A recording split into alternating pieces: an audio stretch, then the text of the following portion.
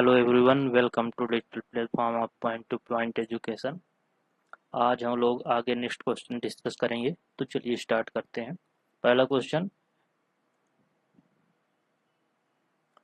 Mendel's law are applicable only in. Mendel का जो law है वो किसके लिए एप्लीकेबल होता है? Interacting gene of two chromosome, gene which are linked, true breeding plants, all of the above. तो इसका आंसर होगा ट्रू ब्रीडिंग प्लांट, क्योंकि आपको पता है हम लोग क्या लेते हैं, कैपिटल टी क्रॉस किससे कराते हैं, इस small T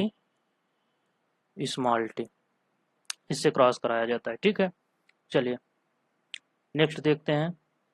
question number next, who and on which animal the Mendelian law of inheritance was first confirmed. मतलब जो मेंडल का जो इनहेरिटेंस का लॉ है उसका एक्सपेरिमेंट किस एनिमल पर हुआ था? तो वो जो है वो क्या है आपका, वो है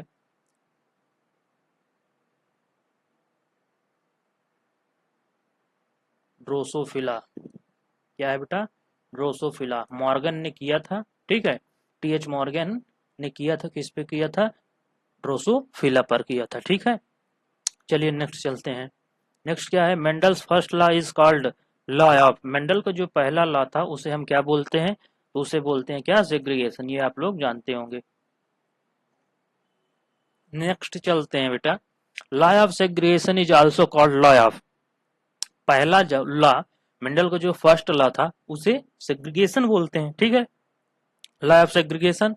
अब उसका जो अदर नेम है, उसका जो दूसरा नाम है वो क्या है? Probability, purity of gamete, Punnett hypothesis, independence of gamete.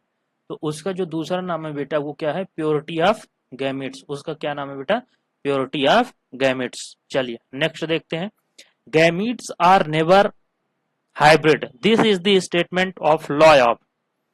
Gametes are never hybrid, gametes कभी हाइब्रिड नहीं हो सकते हैं, ये किस लॉ का स्टेटमेंट है?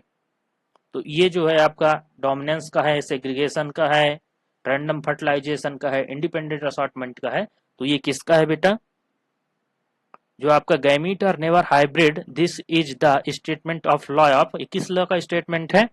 तो ये है आपका सेग्रीगेशन का। ये किस लॉ का स्टेटमेंट है बेटा? ये सेग्रीगेशन का स्टेटमेंट है। ठीक है ना, ये सेग्रीगेशन का स्टेटमेंट है आपका। ठीक है, डोमिनेंस में ये होता है कि जो दो एलील होते हैं उनमें से एक डोमिनेट करता है। ठीक है, जो डोमिनेटिंग एलील होता है, जो कैरेक्टर डोमिनेटिंग एलील पर होता है वो डोमिनेट करता है। ठीक है, चलिए Mendel's law of segregation is applicable to.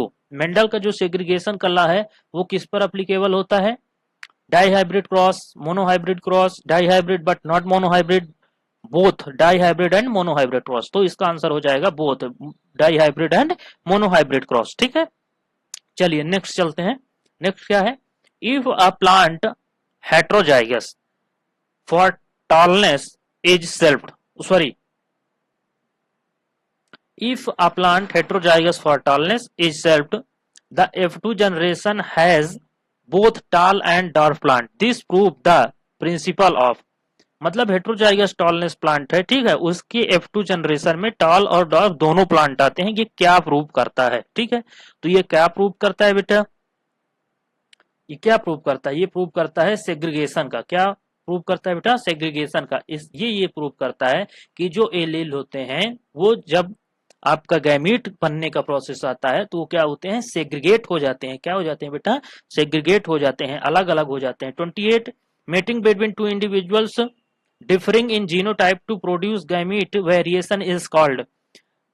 दो अलग अलग इंडिविजुअल के बीच जब मेटिंग होती है तो जीनोटाइप जो प्रोड्यूस होता है वो जेनेटिक वेरिएशन, उसे क्या बोला जाता है?